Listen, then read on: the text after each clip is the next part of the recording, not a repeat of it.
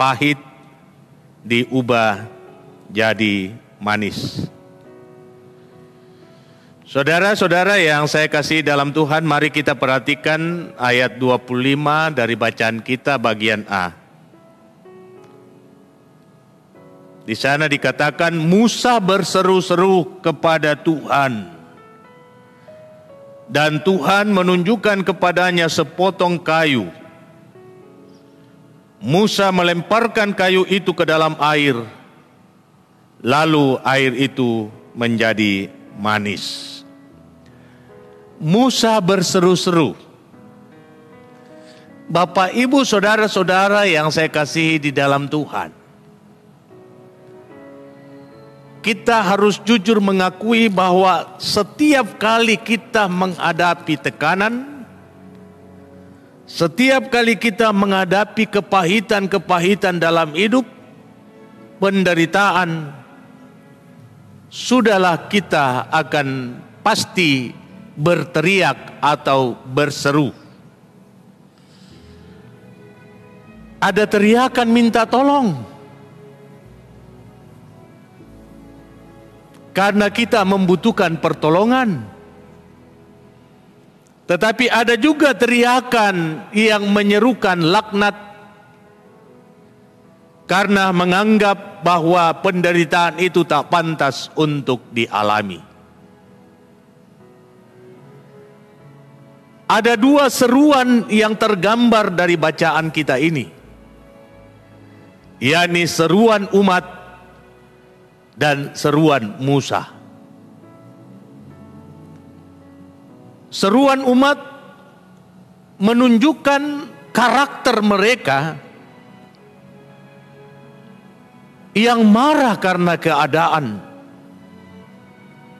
dan mereka tidak siap untuk menerima keadaan itu. Mereka berteriak dan mempersalahkan Musa. Mengapa mereka mempersalahkan Musa? Karena mereka kehabisan air. Apa yang akan kami minum? Di balik teriakan ini, saudara-saudara, terbesit amarah. Amarah yang meledak-ledak,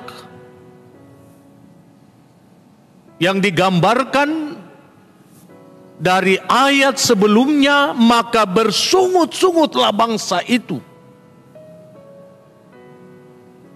Sebuah keadaan yang menggambarkan tentang amarah yang tidak terkontrol lagi, yang tidak terkendali lagi,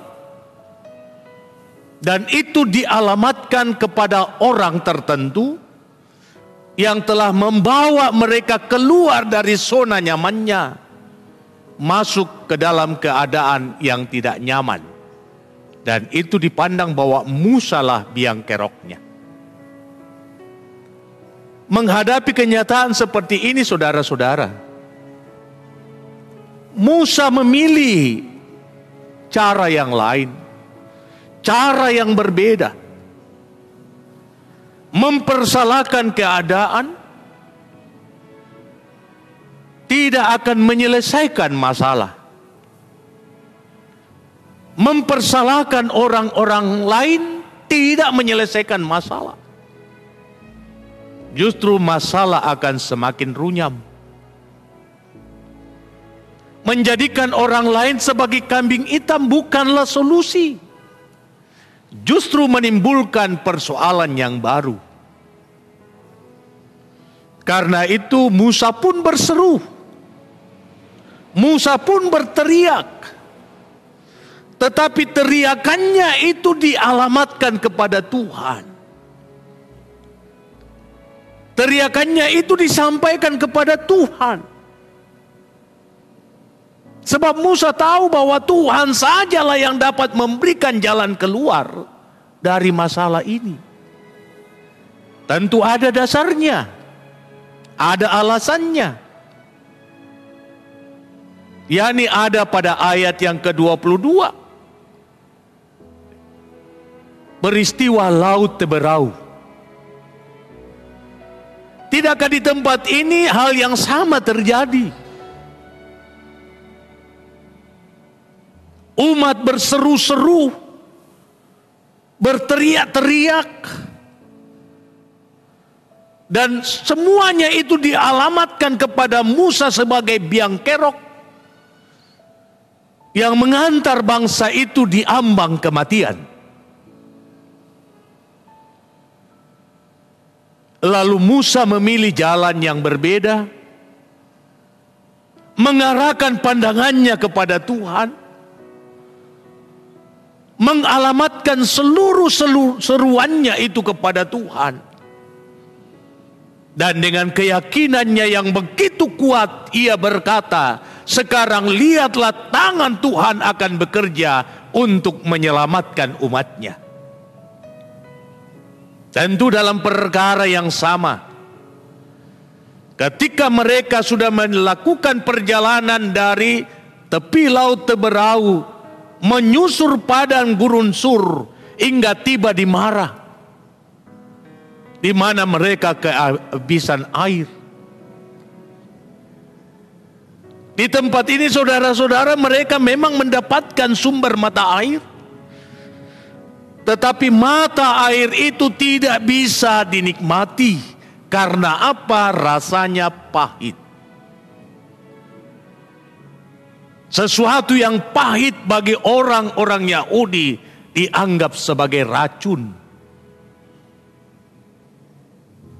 Tidak salah jikalau tempat itu diberi nama Marah, kepahitan. Saudara-saudara yang saya kasihi di dalam Tuhan, saya mengajak kita semua untuk melihat dua karakter yang berbeda. Di tengah-tengah kita menghadapi kondisi kepahitan yang terjadi pada saat ini, tidak ada satupun orang dalam dunia ini yang bisa mengatakan saya merasa tenang dan damai dengan keadaan yang terjadi. Pastilah di hati kecil setiap orang ada rasa takut dan ada rasa khawatir. Di tengah-tengah situasi kondisi seperti ini, kita dapat menyaksikan dua karakter yang sama. Ada sekelompok orang mencari kambing hitam sebagai penyebab semua ini terjadi. Tetapi ada sekelompok orang melihat keadaan ini sebagai jalan yang terbaik untuk semakin membangun hubungan yang intim dengan Tuhan. Mempersalahkan keadaan ataupun mencari kambing hitam adalah sikap orang yang bodoh. Tetapi melihat keadaan ini dengan bijak dan memaknainya di dalam iman akan memberikan jalan keluar bagi setiap orang untuk tetap tenang dan damai di dalam menghadapi semuanya. Musa di sini berseru-seru kepada Tuhan. Sebab Musa tahu bahwa jawaban untuk keluar dari segala masalah itu hanya Tuhan. Dan karena itu di dalam ayat bacaan kita, khususnya ayat 25, ketika seruan itu dialamatkan kepada Tuhan, maka Tuhan menunjukkan kepada Musa sepotong kayu. Sekalipun perkara ini mungkin dianggap sepele bagi setiap kita, tetapi itulah petunjuk Tuhan, bahwa dengan kayu yang ada ini, masalah yang dihadapi akan selesai. Bisa jadi saudara-saudara, Tuhan menunjukkan banyak hal dalam hidup kita yang dipakai sebagai sarana di tangannya untuk membangkitkan keyakinan dalam diri kita dalam menghadapi kenyataan ini. Ketika kita berseru kepada Tuhan, Tuhan selalu punya cara untuk menunjukkan jalan keluar bagi kita. Tetapi yang dibutuhkan dalam perkara itu adalah iman. Musa bertindak, mengambil kayu itu dan melemparkannya ke dalam air. Dan apa yang terjadi? Tindakan karena iman mengubah air yang pahit menjadi manis rasanya. Nah, saudara-saudara yang saya kasih di dalam Tuhan, demikian juga dalam hidup kita. Tuhan telah memberikan sarana bagi setiap kita orang percaya untuk datang kepadanya. Entah itu melalui doa, entah itu melalui penyembahan, entah itu melalui perenungan firman Tuhan.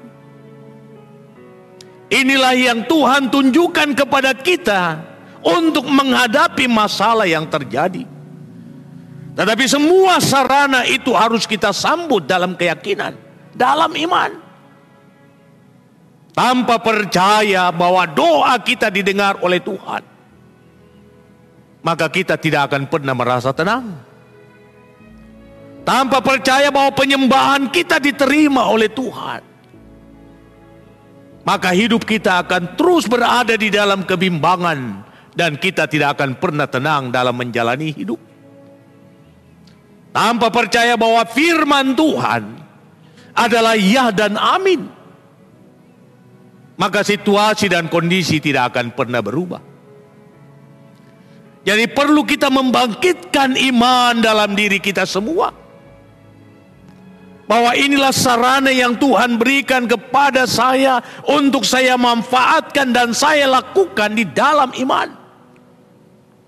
Sebab hanya dengan demikian kepahitan-kepahitan dalam hidup akan diubah oleh Tuhan menjadi manis adanya. Juga saudara-saudara, petunjuk yang diberikan Tuhan kepada Musa mengarah kepada keselamatan yang sempurna yang telah dilakukan oleh Tuhan melalui peristiwa salib. Kayu yang ditunjukkan Tuhan kepada Musa menunjuk kepada kayu yang menjadi tempat di mana Kristus tersalib. Kayu itu, saudara-saudara, adalah sesuatu yang ngeri dan memahitkan kehidupan, yang dijadikan sarana oleh Yesus menanggung segala dosa kita. Dosa adalah hal yang memahitkan dan yang paling memahitkan dalam hidup manusia. Dan itu hanya bisa diubah oleh Tuhan. Dan Tuhan mengubahnya dengan cara yang paling menyakitkan bagi dirinya, bukan bagi kita. Yakni menyerahkan anaknya sendiri untuk terpaku di atas kayu itu. Sehingga dari tempat yang laknat itu, tempat yang terhina itu, tempat yang terkutuk itu, segala kepahitan dalam hidup kita diubah menjadi manis. Karena itu saya mau menekankan saudara-saudara, bahwa kondisi dan keadaan yang terjadi sekarang ini hanya mungkin kita hadapi dengan keyakinan penuh kepada Dia yang telah mengorbankan seluruh hidupnya demi kita. Hanya Dialah yang dapat mengubah segala kepahitan yang ada menjadi manis pada waktunya. Karena itu mari letakkan pengharapanmu kepada Kristus. Tetap percaya kepada Dia bahwa hidup ini ada di dalam kendalinya. Sebab Allah Bapa kita di sorga telah mengaruniakan kepadanya kuasa baik yang ada di bumi maupun di sorga. Sehingga setiap orang yang menaruh harap kepada Kristus tidak akan pernah ditolak. Pada akhirnya mereka akan dimuliakan dan dapat menikmati kebahagiaan hidup yang sesungguhnya.